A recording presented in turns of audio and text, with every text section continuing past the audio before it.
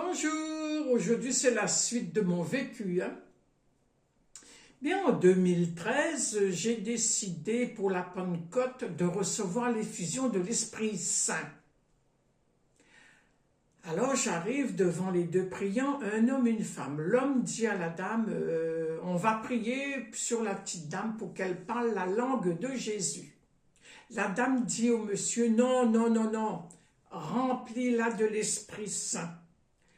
Après avoir prié sur moi, le priant me donne un petit papier, Timothée 1, verset 12 à 16.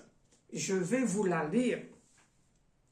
Je rends grâce à celui qui m'a donné la force, le Christ Jésus, notre Seigneur, qui m'a jugé assez fidèle pour m'appeler à son service. Moi, naguère, un blasphémateur, un persécuteur, un insulteur, mais il m'a été miséricorde parce que j'agissais par ignorance, étranger à la foi, et la grâce de notre Seigneur a surabondé avec la foi et la charité qui est dans le Christ Jésus. Elle est sur cette parole et digne d'une entière créance.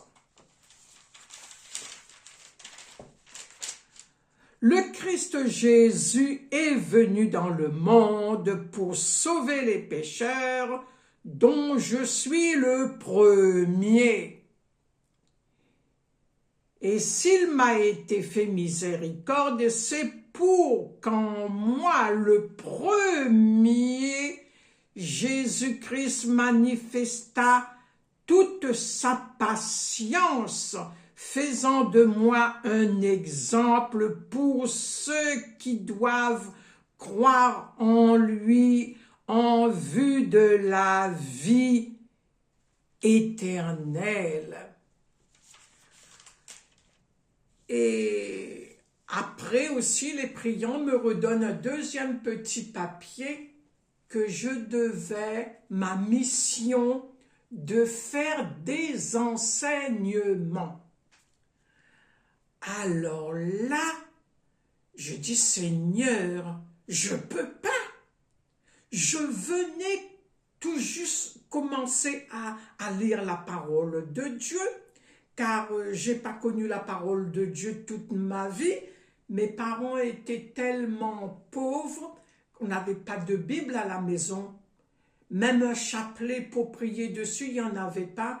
Notre maman nous apprenait à faire le Notre Père et le Je vous salue Marie le soir avant de dormir, mais on comptait le Je vous salue Marie sur nos 10 doigts. D'ailleurs, notre maman nous disait aussi, le bon Dieu vous a donné 10 doigts, il faut faire travailler vos 10 doigts là pour gagner votre quotidien. Mais pendant toutes les années, là, j'ai fui la mission que le Seigneur m'avait donnée. Je dis, Seigneur, je ne peux pas. Seigneur, je connais pas lire, je connais pas écrire, j'ai pas été à l'école longtemps, que juste au cours élémentaire, mais on me donne une mission comme ça pour faire. Seigneur, c'est pas pour moi. Seigneur, pardonne-moi, mais je ne peux pas. Seigneur, pardonne-moi, je ne peux pas. J'ai fui cette mission. Et puis en 2020, le Seigneur m'a rattrapé. Le Seigneur m'a dit, Rosemée, fais tes petites vidéos, parle de moi sur YouTube. Eh bien, là, je me sens à l'aise. Là, je me sens à l'aise de faire cette petite mission-là, de vous parler de la bonté du Seigneur, de sa grande miséricorde. Il ne laisse jamais tomber ses enfants. Mais quand le Seigneur vous donne une mission-là, il ne se trompe pas. Il ne se trompe pas. Dans un pèlerinage en Arménie, le père qui nous avait accompagné, le groupe de pèlerins, il nous donne un jour des petits pains de vie. Alors moi j'arrive, je ferme les yeux, je pioche dans sa main mon petit pain de vie. Et là, je regarde sur mon petit papier là, le Seigneur me dit, prends soin de ton petit troupeau. Mais alors là, je dis, le Seigneur, il s'est trompé de personne, j'ai mal tiré, c'est pas pour moi ça. Et je devais partir à Medjugorje 2 semaines plus tard.